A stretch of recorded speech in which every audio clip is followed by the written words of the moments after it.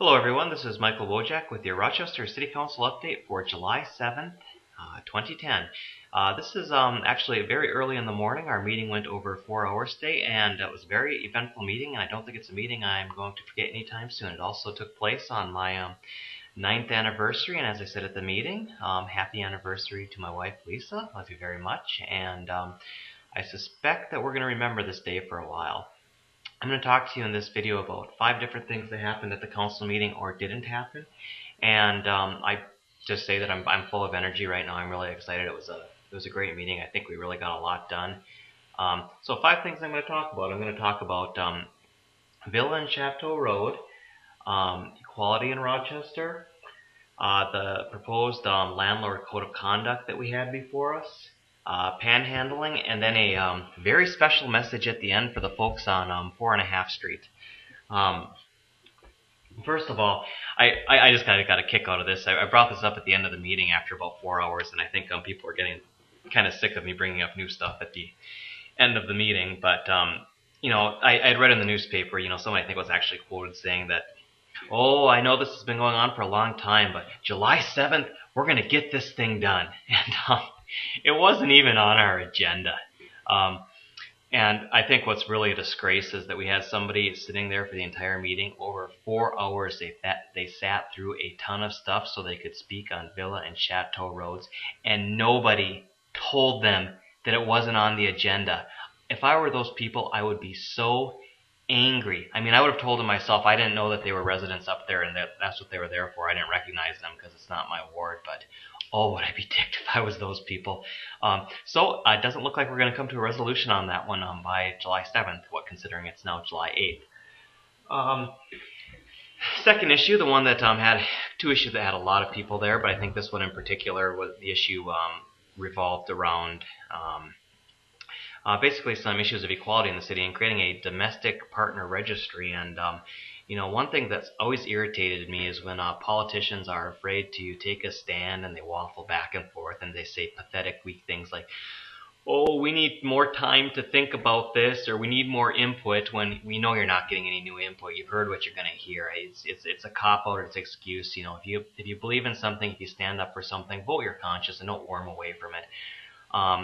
I've received a number of email requests and text messages already requesting that I post a copy of the things that I said during this debate, and I promise that I will do that as soon as the video becomes available.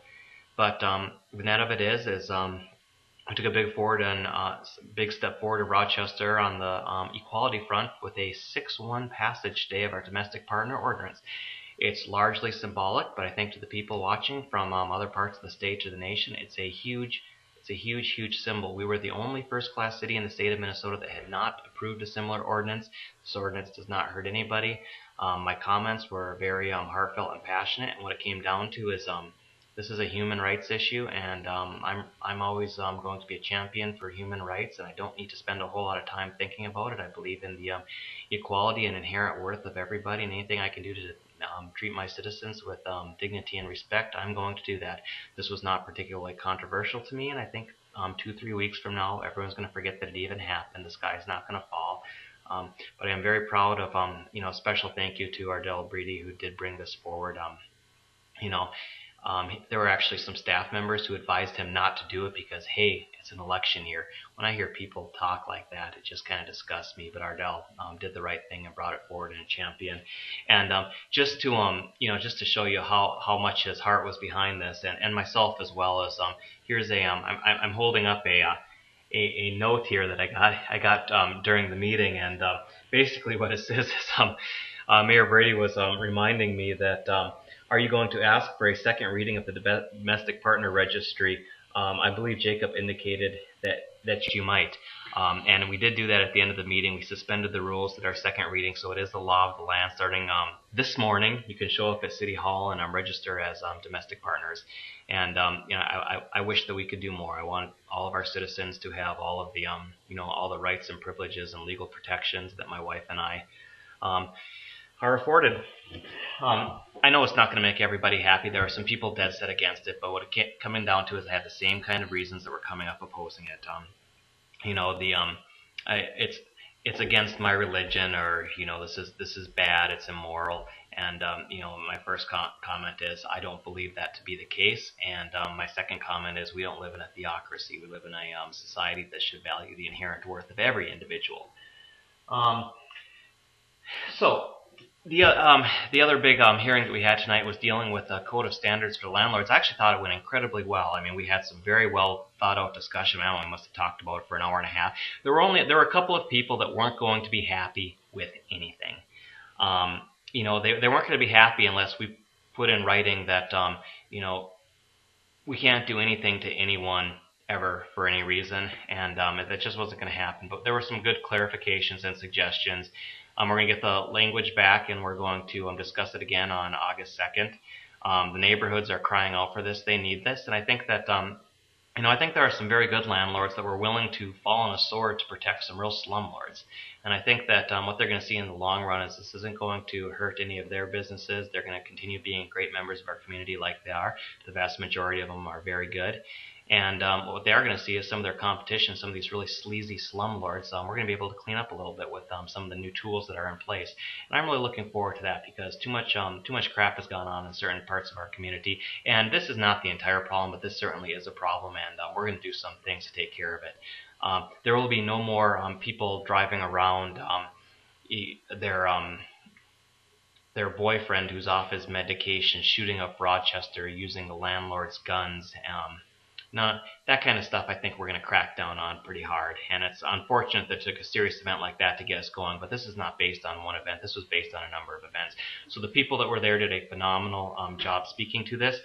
There were, and a lot of landlords came up and said, you know what, these are very good things. I had some notes from additional landlords that said, hey, you know what, we've needed something like this for a long time. I'm sick of doing a good job and having the property next to me have all these problems. So I think we're going to finally do something. We're going to have some teeth in the law, and we're going to take care of it and look for that to be finalized on August 2nd.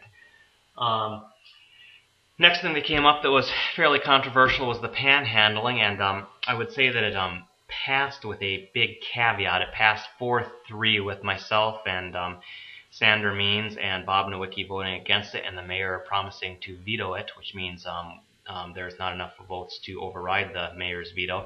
But if we had wanted to, Mark Bilderbeck did also express that all he wanted from the Human Rights Commission was a list of how they were going to distribute the materials that we wanted to distribute, and they actually did not fulfill that request.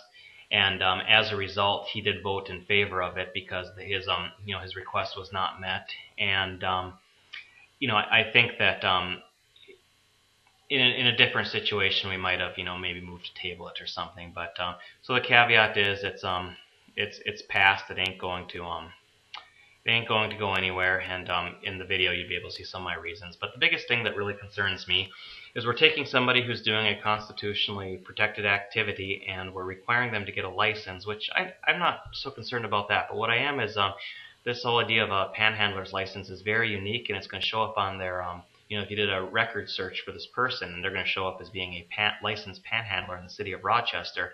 Normally those public records disappear after 6 years or so, but with databases the way they are right now, that's going to follow somebody around for the rest of their lives, and I'm just not willing to do that to a person. I think that we have good tools in place, and if we just enforce the laws that we have, keep our intersections clear when people are causing a concern, I think we'll be better off for that.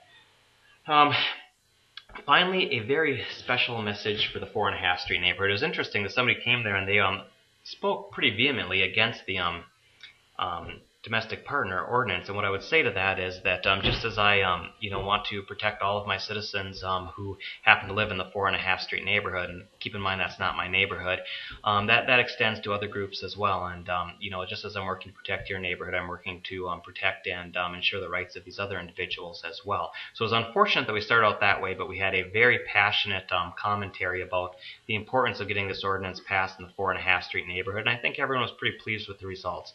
There's a lot of anger in that neighborhood because there's a lot of slumlords in that neighborhood, and I'm looking forward to cleaning up the place a little bit in the future. One additional added bonus for the 4.5 Street neighborhood, and we had talked about this for a long time, but we did direct staff to go forward with it now, is one of the things I want to do is address blight removal in that area. And one of the things I want to do is, since we got this new Walgreens going in, let's start the practice of burying these power lines, getting some of the ugliness out of the way to promote some more redevelopment. And that did approve at the end of that was approved at the end of the meeting as well. So thank you for following, and I promise I will put up some more videos from this council meeting as soon as they're available. Thanks.